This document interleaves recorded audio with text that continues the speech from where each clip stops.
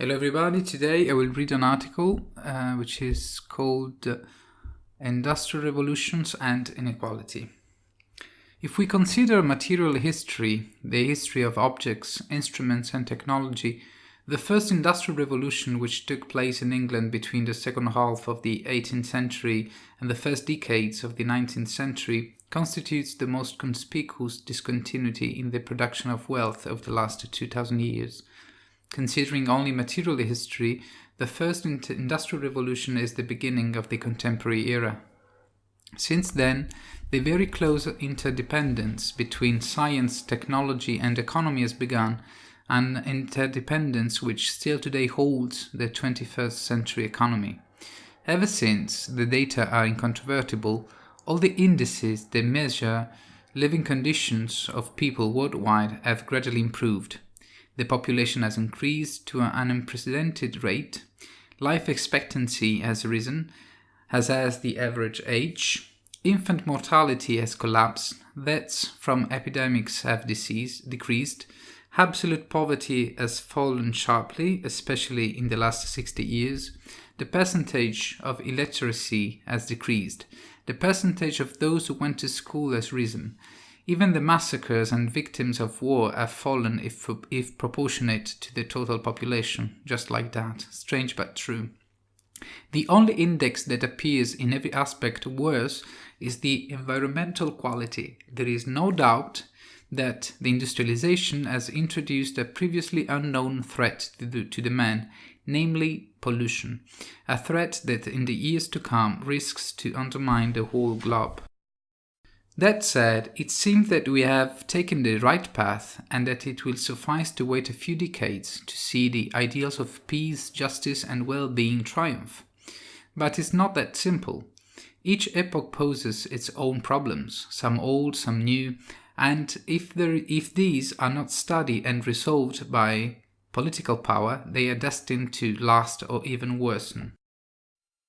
Capitalism, the economic system born of the Industrial Revolution and founded on private property and free initiative and free exchange, is a phenomenon of the modern age that has ignited a great debate on the negative effects, real or presumed, which it produces, and around which the economic discipline has developed, and partly also the political one.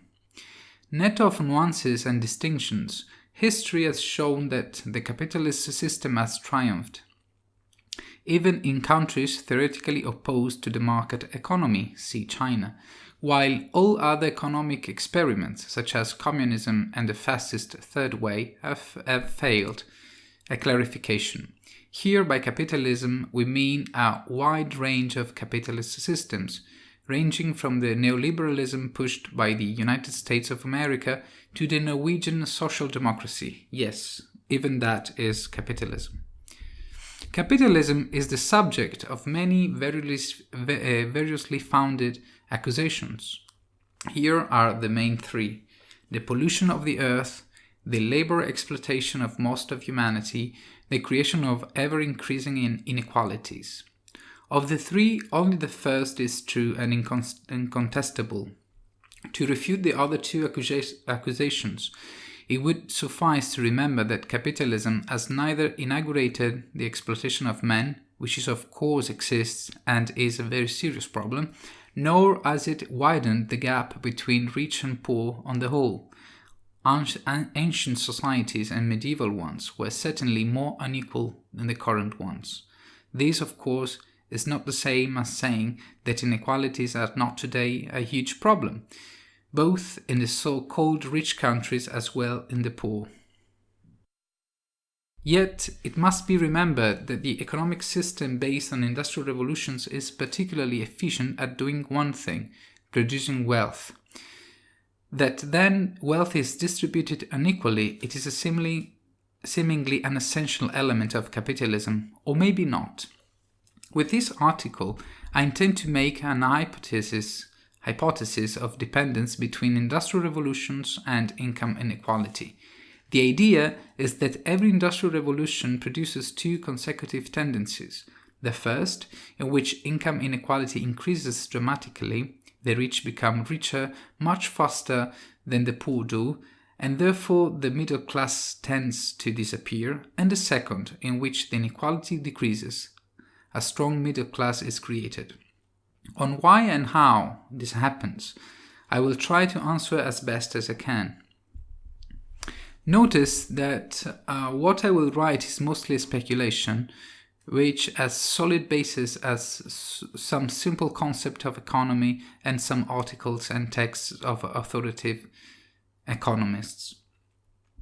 We start from a basic concept in economics, whose paternity is Adam Smith's. The production of wealth is linked to the production of goods and services.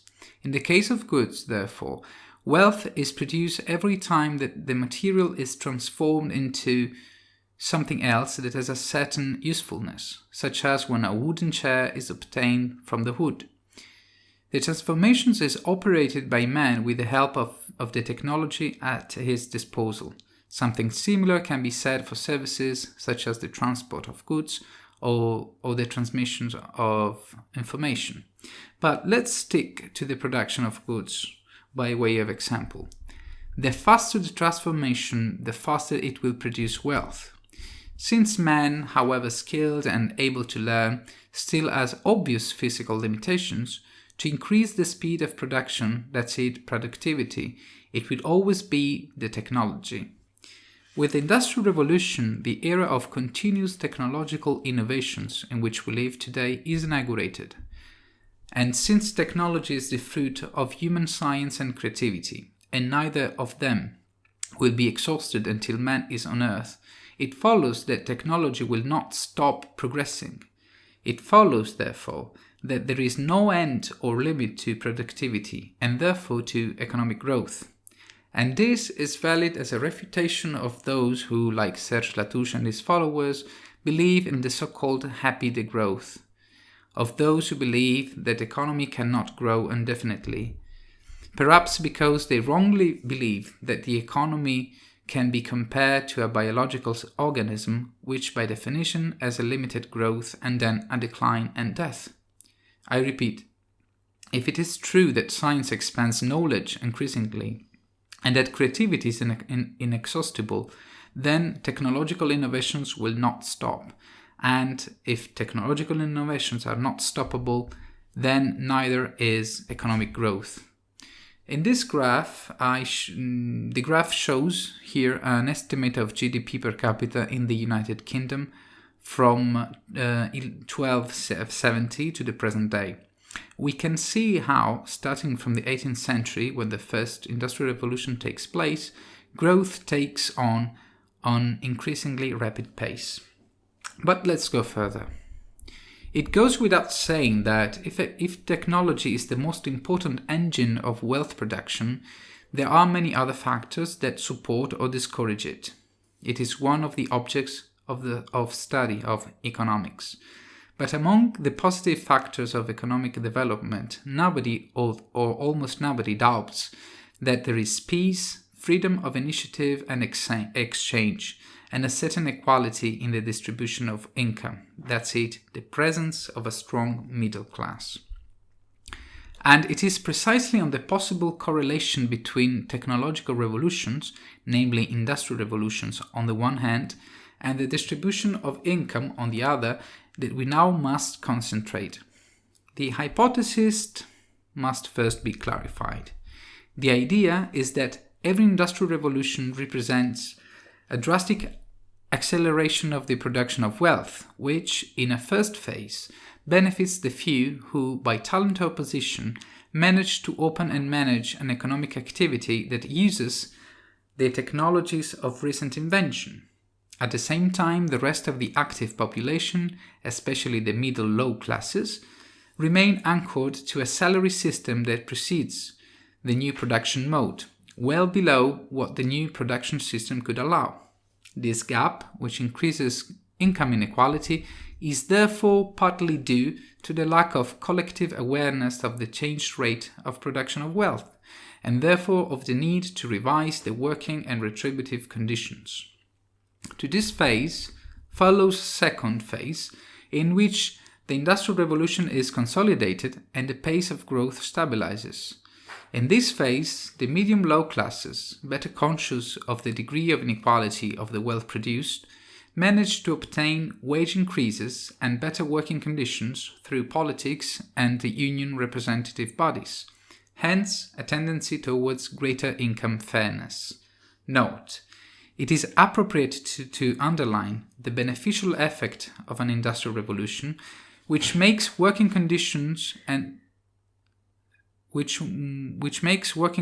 better and better standard of living in the medium to long term possible compared to the pre-revolution period. In more frank words, the introduction of common and widespread benefits such as pensions, holidays, 40 hours per week of work, and even the emancipation of women would simply be unthinkable without industrial revolutions. That said, to see if this hypothesis has any basis, we need to find data that can support it. The more obvious thing to do is to take into consideration the country par excellence in terms of industrial revolutions, that is, the United Kingdom, and look for data that measure income inequality from the start of the first industrial revolution, 1750-1830, to the end of the second industrial revolution, 1870-1914. Some internet researchers have shown that a real authority on income inequality in the history of the United Kingdom until the early post-war period is the economist Peter Lindart. The double chart on the here is taken from an article by Max Rosa and Esteban Ortiz Ospina entitled Income Inequality, published in 2013 on Our World on Data website. Above is the percentage of total income that is received by 5% of the wealthiest workers. The one below takes into account the Gini coefficient, an index that goes from 0 to 1, or in this case from 0 to 100, and measures the degree of inequality. The higher it is, the more the distribution of wealth is unequal. The red line, which is what interests us at the moment, takes up the data presented by Lindart in his article 3 Centuries of Inequality in Britain and America, published in 2000. Now, if my hypothesis were true, in the graph we should notice two humps, two inverted U, representing an increasing in inequality during the first phase of an industrial revolution and then a decline in the second phase. A first one for the period from 1750 to 1830 and a second one for the period 1870-1914. But it is not like that. In the case of income of the richest 5%, an increase in inequality is noted from 1759 with a peak around 1867, followed by a slow decrease until the beginning of the First World War. There is therefore a single inverted U that begins in 1759 and ends in 1911. In reality, we know that it will continue until the 50s and the 60s.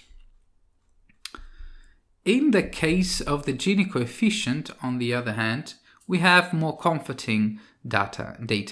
After an increase in equality starting from 1759, the egalitarian trend begins already at the beginning of the 19th century, that is, in a second phase of the first industrial revolution in accordance with my hypothesis. But it should be noted that since 1867 the Gini coefficient, instead of returning to increase in conjunction with the beginning of the second industrial revolution, continues to decline, even if, and this is interesting, at a slower pace.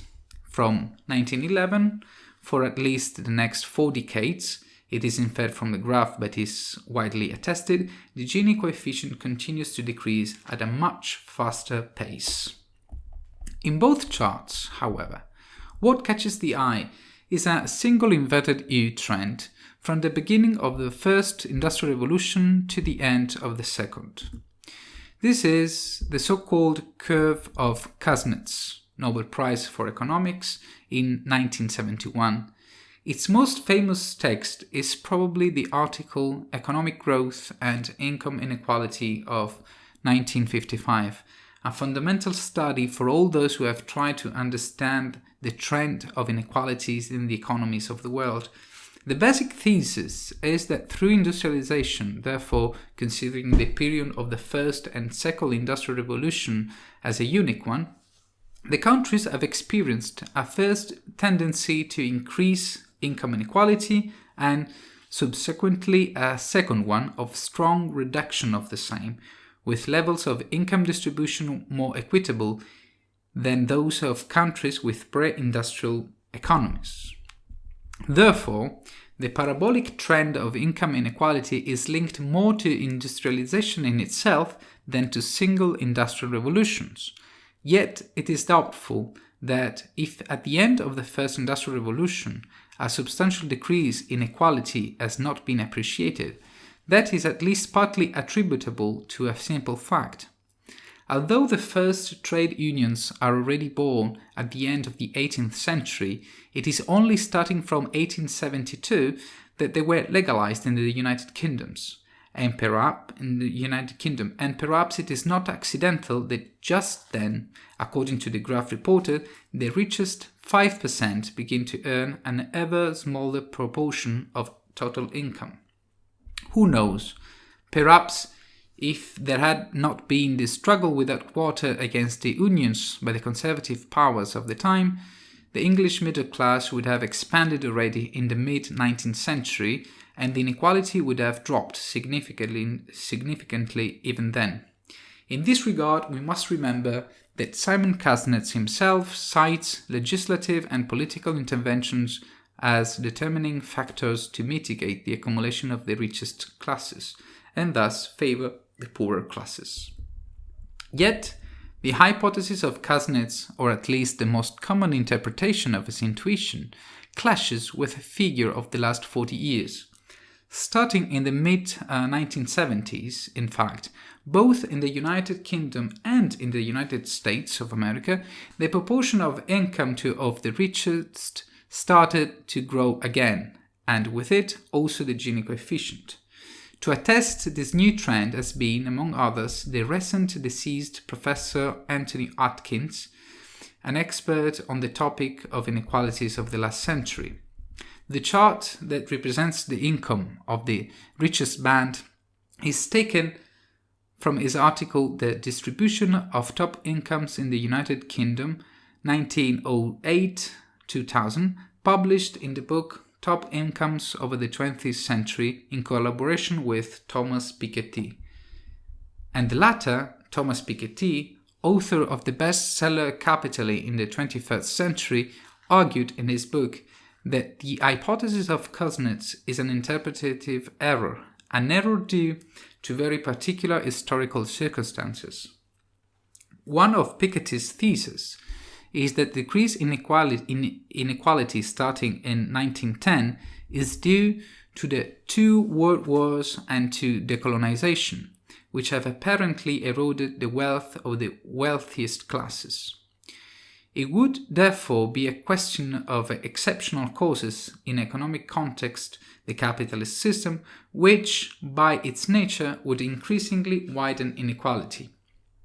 Piketty therefore denies that the current economic system can, as it is, tend to greater equity in the distribution of wealth.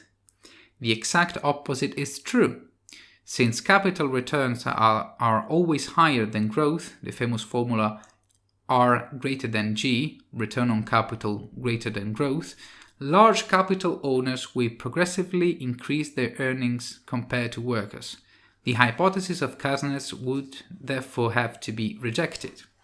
Now, Piketty's reading has generated so much enthusiasm, but also many criticism. There were also those who, like Chris Gill, a journalist of the Financial Times, highlighted computational errors and even a non-impartial selection of data, the so-called cherry picking. Others, like John Aziz, journalist of The Week magazine, have criticized the idea that capitalism is in itself a factor of inequality, arguing that historically inequalities have diminished since the capitalist era began, and that promoting inequality is better performed by economic systems not very dynamic and with low growth rate, such as the feudal and pre-industrial one. We are interested in knowing that yes, inequalities have been growing for the last 40 years, especially in the United States but also in Western Europe. And nevertheless, that's at least comforting, the levels of inequality are far from those at the beginning of the last century. We need to understand why this is happening. According to Piketty, as mentioned earlier, the rate of growth of economy is low, while the return on capital is high. According to others, see for example the historical evolution of wealth distribution, a quantitative theoretical investigation by Hubner, Krussel and Smith, 2016, a central role in the inequality of wealth is to be found in the neoliberal policies of Ronald Reagan in America and Margaret Thatcher in the United Kingdom, which, among other things, favor the rich classes, for example by attenuating or even dismantling progressive taxation. But I have a different opinion. I'm not saying that neoliberalism is to be excluded among the causes of the new trend in the matter of unequal distribution of wealth, but if we take my hypothesis for good, a determining factor in the increased inequality is the third industrial revolution, the digital or computer revolution that, to be clear, introduced computers, cell phones and internet into everyday life. A revolution that originated throughout the industrialized world between the end of the 50s and the 70s, and which still seems not to exhaust its innovative drive. In fact, since then, technology has not only opened new economic sectors, but more trivially has it greatly increased the speed with which we produce goods and provide services. Thanks to information technology, production systems have become even more sophisticated and efficient, and the average worker has become able to manage a much higher amount of manual and intellectual work. It would be enough to think about how the desk job has changed from the 70s to today. From a time when traditional mail and typewriters were used and fax machines were still rarities in the offices, to the time when, 50 years later, through internet, computers and smartphones, much of the work is done in much less time and the transmission of data and information has become immediate. All this means that we have entered an era in which we produce wealth at a much higher rate. The graph shown photographs this change. It represents the increase in inflation-adjusted GDP per capita in the United States, one of the nations that has best exploited the digital revolution. For simplicity of reading, I added two lines, one red and one orange, which respectively reflect the growth trends of the periods 1900-1917 and 1917-2016. As you can see, the orange line is definitely steeper than the red one and indicates a higher growth rate. A similar trend can be appreciated for the United Kingdom. The graph represents the real average weekly wages, that is adjusted to price trends, expressed in sterling. Also, in this case, it is evident that the line that represents the growth from the decade of the 70s to today is much steeper than that which represents the period 1900-1970. A similar change of pace can only be attributed, at least in large part, to the new technological leap of digital revolution. I remember that these data represent average values, which tell a lot of how much and how the economy is growing, but nothing about how wealth is distributed. It goes without saying that in an unequal society, the most are well below the average value and the few, the very few, are well below. On the basis of this data, therefore, we can infer that increase in inequalities is caused by the lack of adjustment of workers' incomes with respect to the changed ability to create wealth. Just to give an example of how much the contractual legislation is late compared to the present Industrial Revolution, it will certainly be useful and at the same time surprising to know that in Italy there is not yet a contract for the category of informaticians. More generally, the new production system would allow significant improvements in working conditions, which would significantly lower income inequality. If it is true that the first two industrial revolutions have allowed to reduce the daily working hours from 14 to 8, to introduce protection systems such as allowance, leaves and pensions, then it is to be believed that the third industrial revolution would further decrease working hours and improve workers' protection. Why, for example, after having won the right to retirement, do not start a new claim, namely, for example, the progressive reduction of working hours with advancing age? Why would a 60-year-old man work the same number of hours as a 30-year-old? Pensions were born because it makes no sense to have an elderly person work. The gradual decrease of working hours should be instituted because it makes no sense to ask the 30-year-old and the 60-year-old for the same work effort. Who knows, maybe tomorrow we will get to this.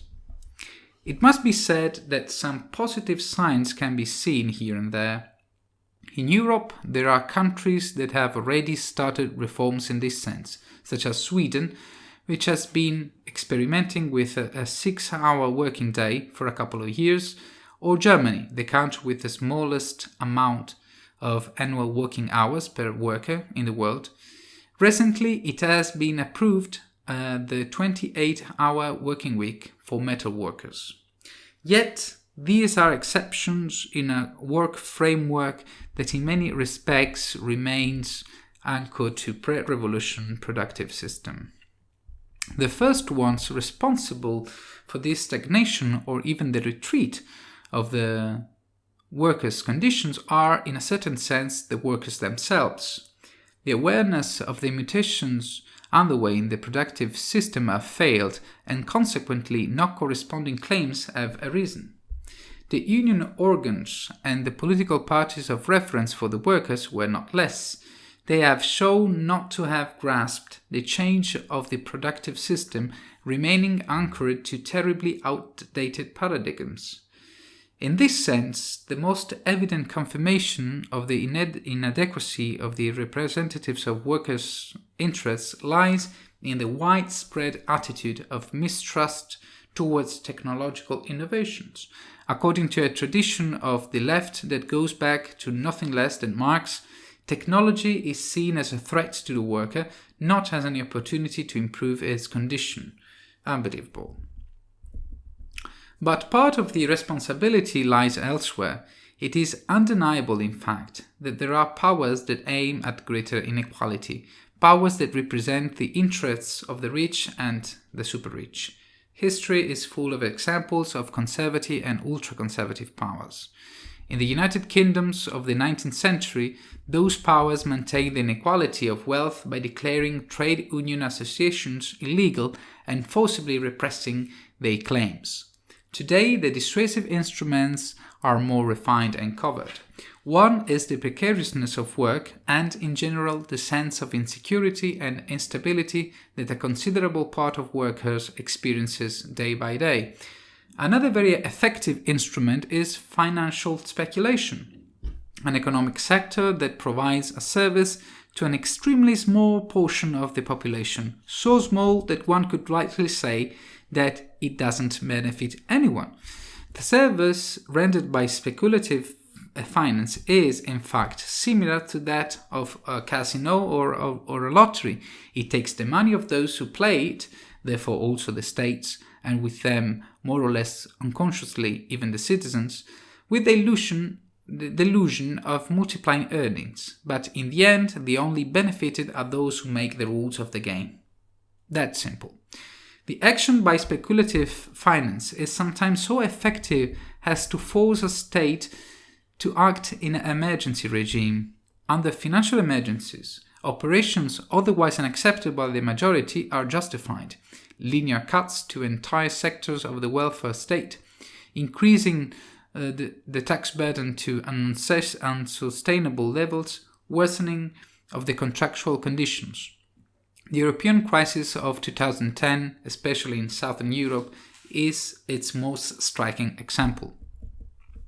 To reverse the tendency towards inequality, therefore, it is necessary a full awareness that the digital revolution has accelerated the rate of production of wealth and that these should be distributed accordingly among the citizens.